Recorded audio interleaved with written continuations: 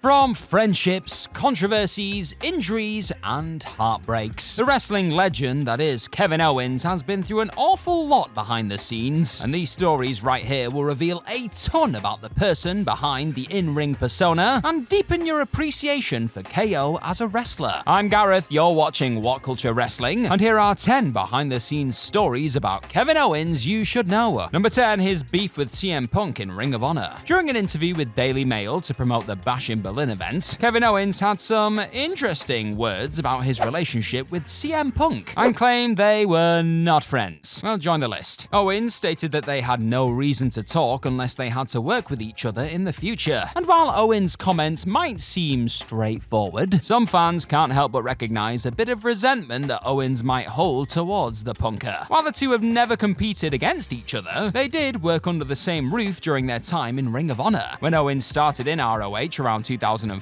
CM Punk was already a prominent member of the roster and a locker room leader and trainer. Punk reportedly had some problems with the fact that Kevin was wrestling in a t-shirt. Punk wanted Owens to compete in a singlet, and when the word got out to the latter, he wore a singlet in one of his matches. When he got to the back, he reportedly said to Punk, "Are you happy now?" which resulted in a brief verbal altercation between the two. While it's a bit surprising the two have never shared the ring before, that is crazy, that might very much change in the coming months, and may have already gone down before this video's even landed on YouTube. That does tend to happen. They definitely have the perfect backstory to build a heated rivalry down the road. What feud do you want to see in WWE in 2025, folks? CM Punk versus Kevin Owens? Something else? You let me know down below in the comments. Number 9, Paul Heyman advised Owens to threaten to quit WWE for getting left out of WrestleMania 35. Competing at WrestleMania is a great addition to a wrestler's resume, and WWE stars work very hard throughout the year to make the card for the grandest stage of them all. It's a big old night. Hell, it's the biggest night of the year in wrestling. However, not everyone makes the final cut, as some superstars just have to settle for being mere spectators. Fans never expected Kevin Owens to be in that position. I mean, it's Kevin Owens. However, that is exactly what happened, as WWE excluded him from the WrestleMania 35 card. Owens competed in high-profile matches in the previous 3 editions, but WWE had to leave him out in 2019. WWE reportedly considered Owens for the WWE Championship match against Daniel Bryan at WrestleMania 35. But since Kofi Mania took the company by storm, they just had to go with Kofi Kingston and couldn't find a spot for Owens on the card. The prizefighter was not a fan of this decision, and when he talked to Paul Heyman about being left off the show, the Hall of Famer reportedly told him to threaten to quit the company if he wasn't included in the event. However, Owens didn't go with Heyman's advice and decided to simply take the L and sit it out that year, which turned out to be the right decision in the end, as he went on to compete in all the WrestleManias after that, and even headlined the first nights of WrestleMania 38 and 39. Number 8, Brock Lesnar once refused to work with Kevin Owens. When a wrestler reaches a certain level of star power, their value increases within the promotion, and they can expect a surge in monetary benefits, backstage influence, and creative freedom. Multiply that by 10, and that's the amount of power that Brock Lesnar had throughout his second run with WWE. And that is why he could refuse to work with certain wrestlers in the company, including the likes of Bray Wyatt,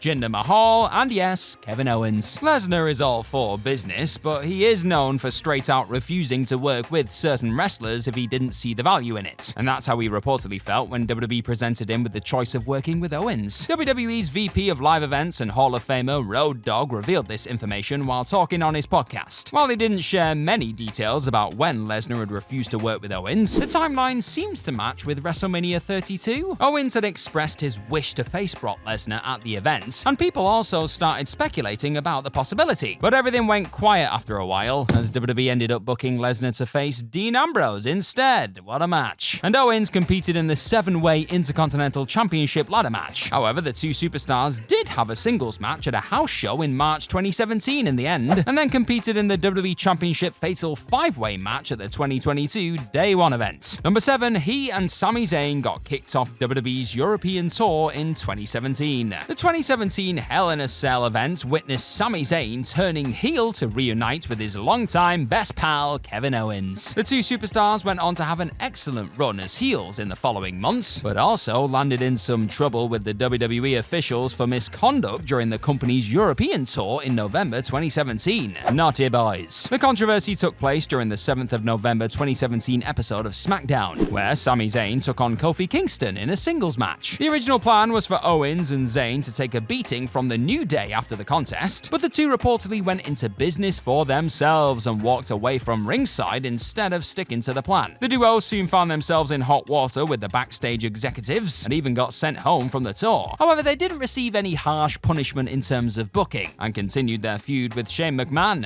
and even went on to pick up a victory against Randy Orton and Shinsuke Nakamura at the 2017 Clash of Champions event. Number 6, Owens was unhappy with his singles run between 2015 and 2017. So, in WWE, Kevin Owens experienced the most successful period of his career as a singles performer between 2015 and 2017 in terms of title reigns, as he held the NXT, Intercontinental, United States, and Universal Championships. However, despite these accolades, Owens has admitted that he was not exactly happy with his run during that time. During an interview with CBS Sports to promote the Bash in Berlin event, Owens recalled that he continued to obsess over what's next and wanted to do more despite stacking up all the accolades. He also stated that the 5-month break after undergoing double knee surgery helped put things in perspective. Owens mentioned that he called Shawn Michaels out of the blue to discuss the issue, and the Hall of Famer was kind enough to listen to him and provide valuable advice. Michaels told him he also felt the same way throughout his career, obsessing over what was next instead of just enjoying the ride. He further stated that the conversation with Michaels helped him change his perspective and expressed how the advice very much worked, as he went on to face Stone Cold Steve Austin at WrestleMania 38 and win the tag team titles with his pal Sami Zayn at WrestleMania 39. Hey, just enjoy the ride, folks. We only get one go. If you're enjoying this ride right here, then tap on that subscribe button down below for more of these What Culture Wrestling videos. If you thought this was good, you ain't seen nothing yet. Number 5, the advice he got from Steve Austin before joining WWE. As we've already mentioned, Kevin Owens main evented WrestleMania for the very first time when he took on Stone Cold Steve Austin in an impromptu match on night 1 of WrestleMania 38. However, that wasn't actually the first time the two superstars interacted, as years before that match ever happened, Owens met Steve Austin and got some valuable advice, which turned out to define his career. While appearing on an A&E biography special on Austin, Kevin Owens recalled the time that he and Sami Zayn met the Hall of Famer at an airport. It was while the two of them were making strides on the independent circuit, and they were waiting in the airport to board their 3rd flight of the day when Owens saw Stone Cold. He woke up Sami Zayn, who was sleeping on the ground, and the latter woke up in a panic, thinking that Owens had gotten into a fight with someone and was ready to throw hands. I mean, it does say it on his t-shirt. After realizing what was actually happening, he and Owens went to Austin and introduced themselves as independent wrestlers. They talked for 10 minutes, and when Owens asked him for some advice, Austin told him to learn how to run his mouth. Owens took that to heart and upped his promo game over the years to become one of the best mic workers in the industry. And he used those same promo skills to goad Austin into a match at WrestleMania 38. That is pretty cool. Number 4, Vince McMahon chewed out Owens backstage at WrestleMania 33. Kevin Owens' run as Universal Champion received mixed reviews from fans and critics alike, but the saving grace of the entire reign was Owens' on-screen friendship with Chris Jericho. Their chemistry and comedic timing helped the storyline an awful lot, and fans just generally enjoyed having them on their screens, really, even when the world title run was being fumbled a bit. Now, it was evident from the very beginning that one of them would betray the other at the end, and the Festival of Friendship segment turned out to be the moment that Kevin Owens turned on Jericho. This friendship then turned into a bitter rivalry, which resulted in Jericho defending the United States Championship against Owens at WrestleMania 33. The match wasn't exactly 5 stars, but the two had a decent outing in a 60-minute contest that saw Owens defeat Jericho to become the new champion. However, Jericho recalled during an interview that Vince McMahon was not happy with Owens' performance in the match. When the latter went backstage, McMahon chewed him out, as seen on KO's 365 network special, and said that was the worst match in WrestleMania history. Bit harsh. But when Jericho walked through the curtains, McMahon gave him a thumbs up. Jericho deduced that McMahon must have been on Owens' case because he felt he needed to lose some extra weight, or was unhappy with his work as a heel. The match was not anywhere close to being the worst in WrestleMania history, but it looks like McMahon was just trying to make a point to Owens that he needed to improve his game. That's one way of doing it, I guess. Number 3, he claims he never wants to win the Intercontinental Championship again. Kevin Owens has won the Intercontinental Championship 2 times in his career, and it was the first major singles championship he won after joining the main roster in 2015. However, the prizefighter has claimed that he never wants to win the title again, and has an interesting reason behind his decision. competition. Owens idolized the Hart family growing up, and they were one of the main reasons behind him developing a passion for the sport. He even named his son Owen as a tribute to the late Owen Hart, and his in-ring name in WWE is a tribute to both his son and Owen Hart. The combined days for Kevin Owens' 2 Intercontinental Championship runs comes to 132 days, which is the exact same for Owen Hart. Hart had won the title twice in 1997, with a combined length being 132 days. Wrestling statistics work in strange ways, folks, but Owens wants to make sure that this stat stays intact for good. Owens claimed that he has conflicting feelings about the Intercontinental Championship, as he would love to win back the title, but doesn't want to break the similarity that he shares with his childhood hero. That's a cool stat, KO, you can win other belts. Number 2, he introduced Cody Rhodes to the independent circuit. Cody Rhodes' exit from WWE in 2016 turned into a canon event in the pro wrestling industry, as he reinvented himself on the independent circuit, made friends along the way, and became instrumental in building a viable competition for WWE in All Elite Wrestling. However, most people don't know that Kevin Owens played a small but significant role in these events. Growing up in an influential wrestling family, Cody Rhodes found the direct way to WWE, and didn't spend any time on the independent circuit like most wrestlers. So when he ultimately chose to leave WWE in 2016, it was Kevin Owens who introduced him to the independent scenes and introduced him to the Young Bucks too. What happened next was a sequence of events that transformed Cody Rhodes' career and the pro wrestling industry as a whole, as the American Nightmare went on to help put together the 2018 All In event, which was the largest independent wrestling event in history. One thing led to another, and along with the Young Bucks and Kenny Omega, Rhodes got in touch with Tony Khan, and, well, the rest is history. It's safe to say then that Kevin Owens is the anchor being of this entire story. That's an MCU reference, I do not blame you if you didn't get it. Number 1, getting the stunner as his finisher. Kevin Owens used the pop-up powerbomb as his finishing move for most of his time in WWE until 2019, when he surprised the fans by adopting the stunner as his new finisher. Made famous by Stone Cold Steve Austin, the stunner became so synonymous with the Texas Rattlesnakes character that WWE didn't let anyone use the move after his retirement. But things changed in 2019 when WWE allowed Kevin Owens to use the iconic move, and the prizefighter revealed how he managed to do that during an interview with Fightful. Owens stated that he'd had the idea since around 2016-2017, as he needed a unique finisher after feeling that everyone was using similar moves to a powerbomb. He spoke to Austin about using the stunner, and the latter was happy to say yes, and told him that he had been waiting for a long time for someone to come and talk to him about this. Owen then took it through the proper channel in WWE to get the approval, but the company executives felt it was not the right time. Boo! It took Owens some more waiting and convincing before WWE finally allowed him to use the stunner as his finisher in 2019. Yep, that was definitely a wise choice. It just took too long, damn it. Have you enjoyed this behind-the-scenes stories list? And go and check out the 10 behind-the-scenes reason for wrestling characters quirks list as well. You're gonna have a great time, I promise. Bye-bye.